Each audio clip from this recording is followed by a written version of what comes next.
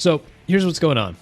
Mozilla, if you don't know Mozilla, they are the company that develops Firefox, and they are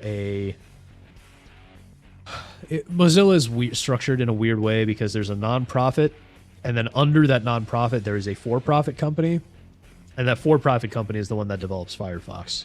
So Mozilla, who run Firefox, among a bunch of other stuff, Mozilla has a lot of projects under them, but and historically we've seen that Mozilla has been on a downward spiral for a long time. Dude says Brave is better than Firefox. Yes, but so this, I have a whole Twitter thread on this if you want to look at my Twitter and search on it. So the problem with losing Firefox is that there are effectively currently two major browser paradigms on the web. There is the KHTML-based browser set, which is like Safari, Chrome, Brave, and Brave is a fork of Chromium. But Safari is like kind of forked off before Google started their whole Chromium thing, so they were forked off of KHTML. But it all runs off that like KHTML, Blink, Chromium-based engine family. And then you have Firefox and like the forks of Firefox, which run Firefox's own Gecko engine. And whatever you think about it, it is the only major competing engine to the KHTML family. And right now, unfortunately, Google pretty much dictates what happens in the W3C, which is like the web standards organization. So they pretty much dictate all the web standards anyway. But if Firefox goes away, that will be the nail in the coffin, and the standards of the web will be 100% totally and completely controlled by Google, because Google does the bulk of development on that browser engine that Brave even uses. So Brave can only do so much because they are ultimately based on Chromium. Or Blink, anyway. Which is why, for example, when Chrome killed off Manifest v3 or Manifest v2 and killed off uBlock Origin, the beloved ad blocker, on that based engine, or on the KHTML, well, on the Blink engine family, Brave said that they would continue to maintain Manifest v2 as long as possible, but the add-on is already gone from Chrome's web store, and Brave does not maintain its own add-on store. So you can't really get uBlock Origin for Brave anymore either. The only thing Brave has now is its built-in ad blocking. And it's good that it has it. Yeah. But yeah, Brave is still massively reliant on Google, sadly. So as much as Mozilla disgusts me, I don't want Firefox to die. I want Firefox to get better. And I went on like an entire autistic rant on Twitter about this. I have an idea or two, but they involve wooden doors. Oh, jeez. Let's see. Currently, there are only two web engines, Blink and Gecko. Yeah, pretty much. So Safari, which is Apple's browser, that technically doesn't use Blink, but it uses its own fork of KHTML. And KHTML is came out of the KDE project, so that is what Blink is derived from, and Blink is like Google, what Chromium and all that use. But yeah, so Gecko, of course, is Firefox, but it's not just Blink; it's KHTML. So, but yeah, everything on that side is forked off KHTML. And then dude says it's a double-edged sword. Do we support the evil Google or do we support the evil Firefox? Yeah, pretty much. Let me see if I have. You know what? I won't show the shit post. There's a superior to uBlock now. Ad nauseum, it'll click ads in a way that is worse than ignoring the ads. Oh, dude, ad nauseum has been around for years. The reason I don't use it is mostly because, because I heard about it years and years ago. The main reason I don't use ad nauseum is because, and I haven't looked too deeply into how it works under the hood, but I worry that by clicking the ad, it would load the advertisements code and everything into my browser. And so I would be worried that I wouldn't be getting the performance savings that I do by using uBlock Origin. uBlock Origin. But yeah, I haven't looked too deeply into it. But yeah, I'm assuming you found out about it, dude, by watching Louis Rossmann. Just build your own engine. So there is like at least one project out there called the Ladybird browser. I have no idea if that's gonna get anywhere. I wish them the best of luck, but the problem is that they still have to conform to the web standards that are set by Google. And that is ultimately the problem, because a new browser is not going to have anywhere near the same adoption that Firefox or Chrome are. And Firefox really is the only major browser, and its market share has been dropping, and it continues to drop. But it is the only major browser that stands in the way of the KHTML Google monopoly. So, but yeah, so in another instance of Mozilla shooting themselves in their own foot, Mozilla have offended their Japanese support community. So here's what's going on. And I don't know too much about this Mars F guy. I haven't really looked into him because I just found out about this yesterday. I just found out about this today. We need the Temple OS engine real bad. Rest in peace, Terry. Yep, you are a Clippy fan? Yep, me too. It's not super obvious, but if you look at my profile pictures on most platforms, there should be a little Clippy behind me. Yeah, so this Mars F fellow says, "Hi, should I do my Japanese voice chat? I'm just going to do my offensive Japanese voice. Why do they still need to conform to Google standards? Because Google's browser, so Chrome, has the largest, I believe, the largest market share of any browser, and they are the ones mainly in charge of Blink and Chromium development. So whatever Google says, whatever Google decides to implement, the W3C effectively has to conform to. Because they are going to conform to whatever the vast majority of users are using. And if you're making a new engine or anything else, you have to make your engine work for your users, right? So if users expect that this feature in Google Chrome's engine is going to be there, you can't not implement it, because then nobody's going to use your browser because it doesn't have all the features that it needs. So that's why. It's basically market necessity. So yeah, I'm going to read this in a terribly offensive Japanese accent. Hi, I am a local leader of Sumo Japanese community. I have contributed to the support over 20 years before the beginning of support.mozilla.org. Today, November 4th, we decided to end our Sumo Japanese community. And by the way, if you're not familiar with Sumo, yeah, it's not obvious, but Sumo stands for Support Mozilla. So basically, this is the community. Sumo is basically their support pages. So if you go look up, I believe, any kind of help pages for Firefox or any other products. So this here. This is what Sumo is. So this is their just their support pages for Firefox, Thunderbird, and all the other stuff that Firefox owns. Man, does anyone else miss the old Firefox logo? I hate how they keep simplifying this. I really do. I miss that old logo with like the beautifully crafted blue planet, and then you got that like nice looking orange fox around it. Now it's just like orange and purple. It's just like a little purple sphere. It's so boring. What this is, this community is a group of people who take those knowledge-based articles that you find in the help documentation, and they write them or they translate them to, in this case, Japanese. So he continues. Today, November 4th, we decided to end our Sumo Japanese community. In October 22nd, the Sumobot was introduced to Japanese KB articles.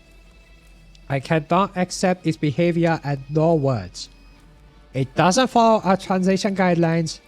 It doesn't respect current localization for Japanese users, so they were lost. It approves its direct English machine translation immediately for all archived KB articles. It approves only in 72 hours after it updates, so we lost our work to train new contributors. It has been working now without our acceptance, without controls, without communications. Over 300 knowledge-based articles are overridden by Sumobot. All right, well, catch you later, Sergey. Have a lovely evening, man, and I hope your appointment goes well. So what this poor guy is saying is the Sumobot, which is an automated, it's an automated system that is meant to, I guess, clean up and maintain the these knowledge base articles for Mozilla.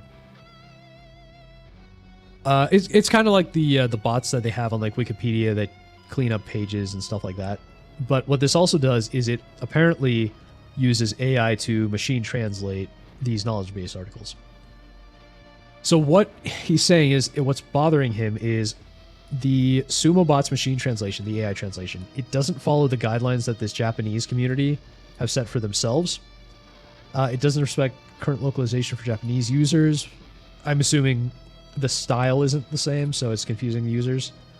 And it auto-approves its translations. This is a real problem. So all archived knowledge-based articles, the Sumobot, it sounds like it's approving its own updates. So I assume once a Japanese contributor writes something, it has to go through an approval process to actually end up on the site. But the bot stuff just automatically gets pushed through. And it gets approved very quickly, so they're losing the work that they've done themselves. So if they want to like bring someone new into the translation community, it's harder for them to train because now all they have left are these AI articles. And yeah, it's been working without their acceptance or control, meaning these sumo Japanese translators, they have no control over this bot. It's just been put into practice.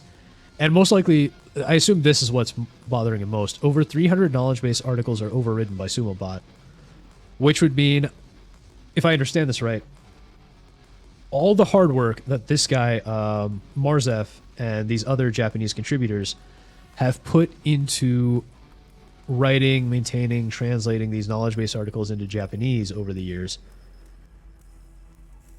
most likely they were automatically overwritten by the Sumobot. So, I mean, imagine putting all this hard work for free. These are volunteers, by the way.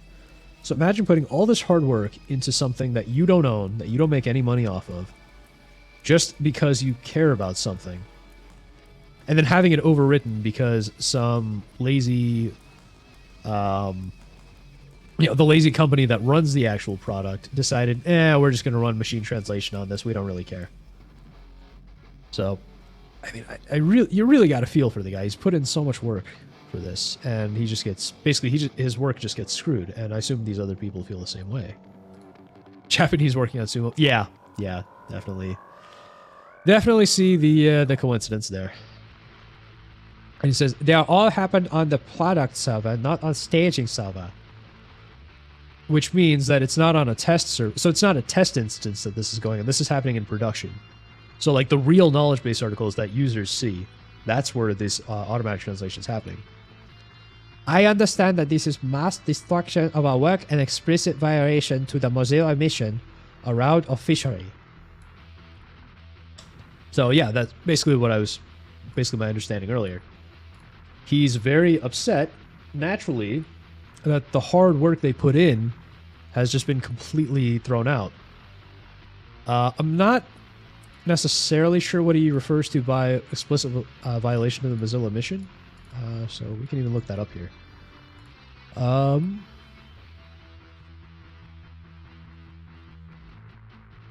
They have a whole manifesto, but let's just go off this statement here.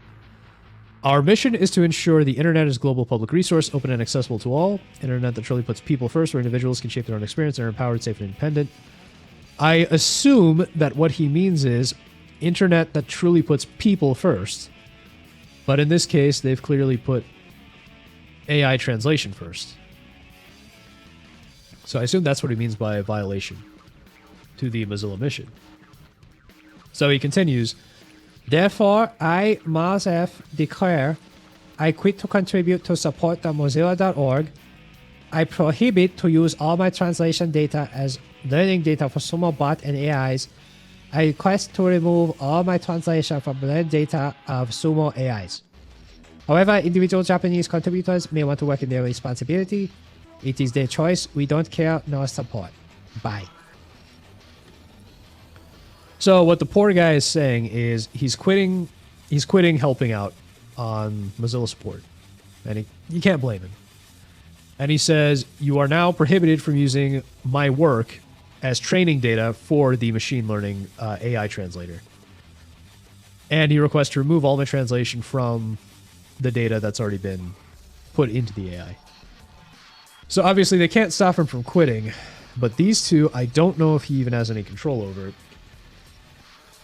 Because I am guessing that Mozilla, like every other major project, probably has something where it says, by contributing to our knowledge base, whatever, you accept that all of your work will be owned by Mozilla, and you have no rights over it. That's my guess. So I'm guessing that they will not stop using his existing work as training data, unfortunately. So, in short, this guy has quit because his hard work,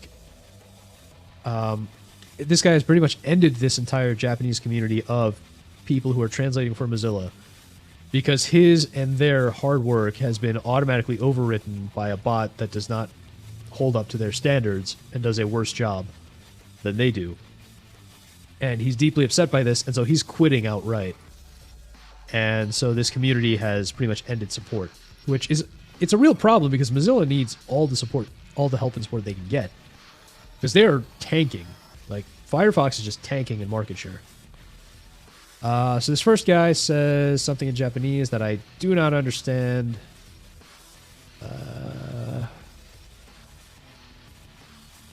The Japanese expression "kokoro sama deshita" is used to express appreciation for someone's hard work or effort.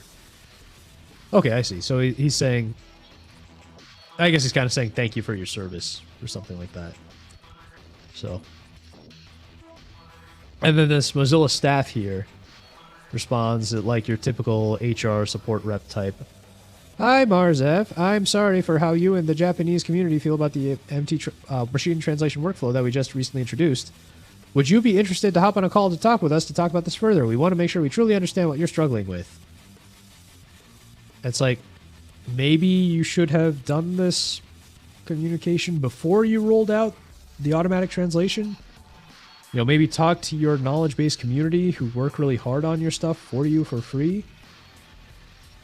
Because at this point, it's just like, hey, we don't want any more information out in public. Can we talk privately so that way, the public doesn't get to see any of what's going on?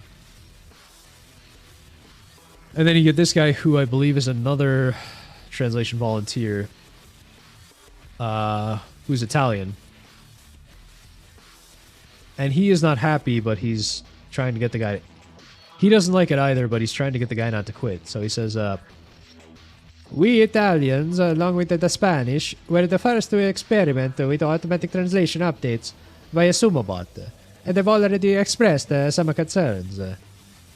I hope that after talking with the Geeky and the staff, you'll change your mind about ceasing your localization contributions.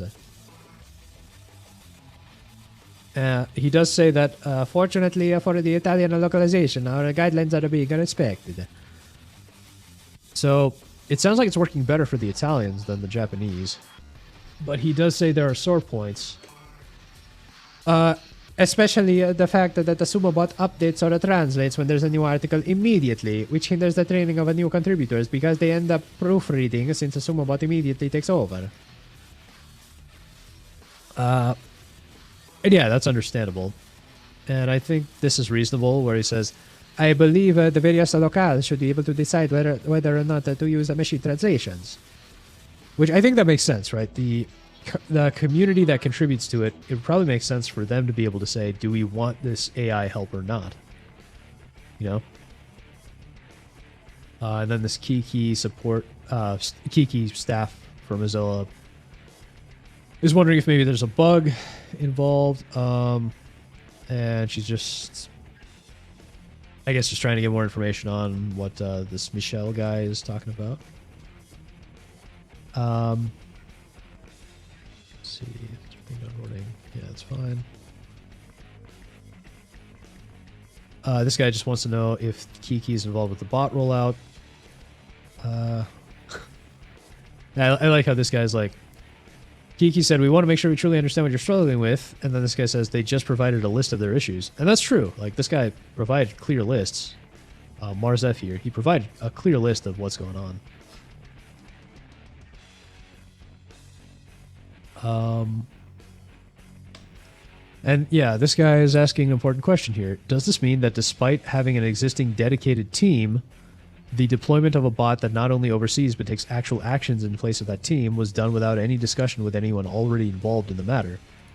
So like I said, it sounds like without consulting the community that works on these translations, Mozilla just started up the bot and started overriding their hard work. Yeah, and then this guy, the Italian translator, anything? He's just responding to this Kiki person. Yeah, he just continues pointing out some of the issues that he has. Yeah, Sumobot often intervenes where it's not needed. So yeah, that is partly a problem. And so on. He's talking a lot about just like some of the issues he has. Yeah, so giving an example of how things are getting removed when they shouldn't be. Oh boy. He hopes it doesn't turn into a pointless media circus or become a source of gratuitous attacks. Well, I mean, if people start covering this, unfortunately, it's going to become a media circus.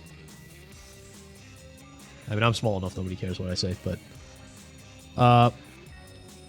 hopefully a way is found to solve the problem for the Japanese community and not just for them, understandably.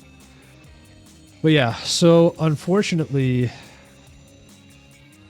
Mozilla is screwing over their the community that translates their stuff in Japanese for them, and I doubt that this is going to be the end of it. Most likely, they will end up upsetting other people that work on this stuff for them. So that's Mozilla continuing to screw up again. Again, I have to say, what a shame. Yeah. Yeah, it's a real shame. Because like I said, I do wish Mozilla could get a grip and actually make things better for everybody. Because, you know, something needs to exist. You know, some competition to Google and Chrome needs to exist.